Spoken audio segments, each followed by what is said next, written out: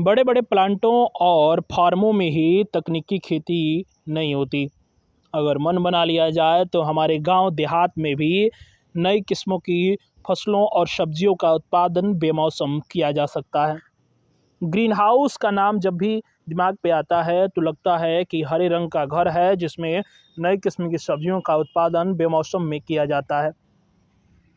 आसमान से गिरने वाली ओस की बूंदें और सूरज की गर्मी की तपिश को बर्दाश्त करने की क्षमता ग्रीन हाउस में होती है। ग्रीन हाउस का निर्माण इसलिए किया जाता है कि हानिकारक सूरज की किरणें और ओस की बूंदें उन फसलों तक न पहुंच पाए जो इनके प्रति असंवेदनशील है। अब हमारे गांव देहात और जवार में भी बिजली पानी की सुचारू व्यवस्था हो गई है। इस गांव देहात में भी ग्रीन हाउस का निर्माण हो सकता है। कुछ ऐसा ही किया है भोरे प्रखंड के तिवारी चकिया निवासी किसान आलोक तिवारी ने।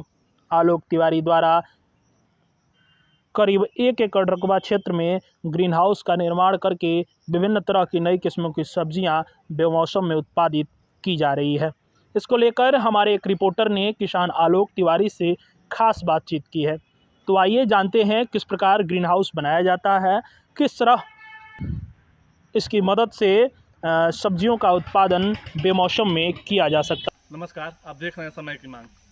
गोपालगंज जिला अंतर्गत भोरे प्रखंड के एक जागरूक किसान के यहाँ हम आज पहुँचे हैं। आइए उनसे बात करते हैं।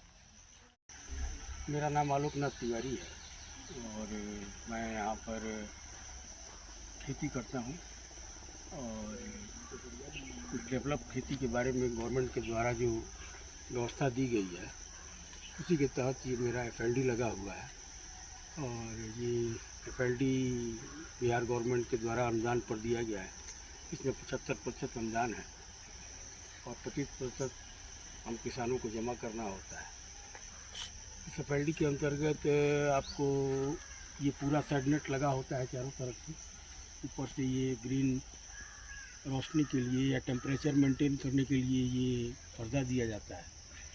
साथ ही पानी की सुविधा के लिए आपको वहाँ पे ये नीचे से ड्रिप इरिगेशन के बारे में दिया जाता है ताकि ये बूंद बूंद का पानी पौधे के अंदर जाए।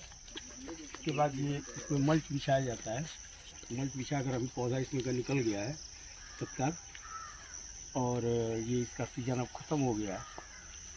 अब इसको फिर पूरा जूत करके इसके मल्च किया जाएगा। इसमें शिमला मिर्च की अभी खेती की जानी है। इसमें ऊपर से कि फॉग का सिस्टम है जो आपको पानी के लिए या फिर टेम्परेचर मेंटेन करने के लिए दिया जाता है। ये वाला भी है जो ग्रीन पर्दा लगा हुआ है, ये भी टेम्परेचर मेंटेन करने के लिए ही दिया जाता है। इसमें किस किस प्रकार की खेती की जा सकती है? इसमें वो खेतियाँ की जाती हैं जो मतलब खुद से ही अपना फर्टिलाइजेशन करना। इसमें जो फर्टिलाइजेशन बाहर से कीड़ों द्वारा किया जाता है उस तरह की खेती इसमें नहीं की जाती। इससे इसमें शिमला मिर्च की खेती की जाती है, सीडलेस खीरा की खेती की जाती है, गोभी की खेती की जा सकती है। इस टाइप की खेती की जा सकती है। जो फर्टिलाइजेशन बाहर होता है हवा के माध्यम से या फिर कीड़ों के माध्यम से, वैसी वो खेती यहाँ पर नहीं की जाती है। इसको लगाने में क्या खर्च आया है? टोटल करीब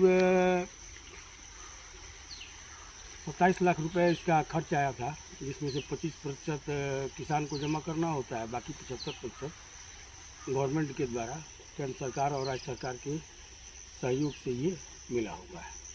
अभी आपने कितने ज़मीन पे इसको लगाया है? ये करीब 1 बीघा करीब 18 कट्ठा ज़मीन पे ये लगा हुआ है। अगर कोई छोटा किसान लगाना चाहे तो इसको कम से कम कितने ज़मीन पे लगाया जा सकता है? ये 5 कट्ठा ज़मीन से लेकर के और हेक्टेयर में अधिकतम कितनाऊ में लगाया जा सकता है, लेकिन 5 कट्ठा से कम पे लगाने पर ये खेती महंगी पड़ती है। और इसको लगाने का प्रोसेस क्या? अगर कोई छोटा किसान लगाना चाहे तो उसको किस प्रकार आप मदद दे सकते हैं?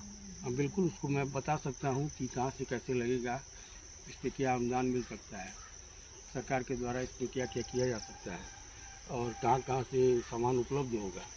वैसे कंपनियों के माध्यम से भी होता है, एग्रीमेंट कर दिया जाता है, वो करती है। और इसके बाद आपने कौन कौन सी खेती की हुई है, थोड़ा दिखाइए। ये पपीते की खेती हुई है और इसके अंदर ये भी सरकार के द्वारा अनुदान प्राप्त है और ये 1 एकड़ में पूरी खेती हुई है। इसके अंदर हमने स्पेशली एक और खेती की हुई है जिसे मेंथा घास कहते हैं। दिखने में लग रहा है कि ये झाड़ी है या गंदगी है, लेकिन ये टोटल मेंथा लगा हुआ है। दिखाइए कौन सा मेंथा। ये मेंथा है, इससे आपको अर्क निकाला जाता है और ये आपको इसका गंध होता है, इसको महकेंगे तो आपको इसमें गंध आएगा। और मैंने इसकी इंटरक्रॉपिंग खेती की हुई है। पपीता आपका कब तक तैयार हो जाएगा? अभी ये करीब 1.5 महीने हुए हैं, 2 महीने, और ये 11 महीने की खेती है। 11 महीने में पपीता का फल आने लगता है।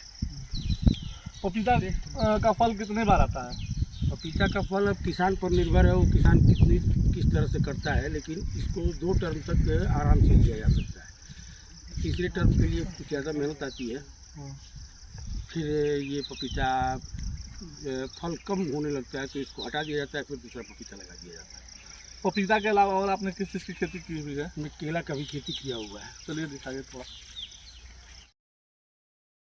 केले की खेती करीब 2 साल पुरानी है, अभी इसकी सफाई वगैरह करनी है। और इस केले कोई नया किसान केले की खेती करना चाहे तो उसमें क्या लागत आएगा? केले की खेती में लागत तो शुरुआत में ज़्यादा होती है, लेकिन गवर्नमेंट की तरफ से इसमें अनुदान बढ़िया मिलता है। और ये करीब यदि ठीक से केले की खेती किया जाए तो प्रति एकड़ करीब 60 से 62 हज़ार रुपये का खर्च आता है। और प्रति एकड़ मुनाफा कितना होगा किसान को?